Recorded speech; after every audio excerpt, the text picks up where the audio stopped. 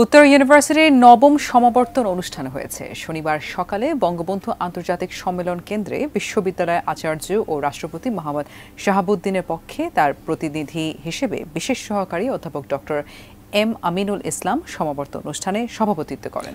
সমাবর্তন বক্তা হিসেবে উপস্থিত ছিলেন গ্রামীণ ব্যাংকের চেয়ারম্যান ও নর্থ সাউথ বিশ্ববিদ্যালয়ের উপাচার্য প্রফেসর ডক্টর আব্দুল হান্নান চৌধুরী।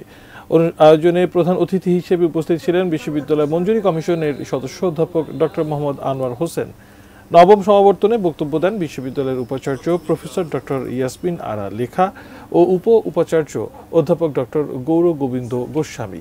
এ সময় বক্তারা বিশ্ববিদ্যালয় থেকে অর্জিত জ্ঞান ও দক্ষতা শুধু ব্যক্তি বা পরিবারের সমৃদ্ধির জন্য নয়, বরং দেশ, জাতি তথা সমাজের উন্নয়নেও কাজ করার আহ্বান জানান।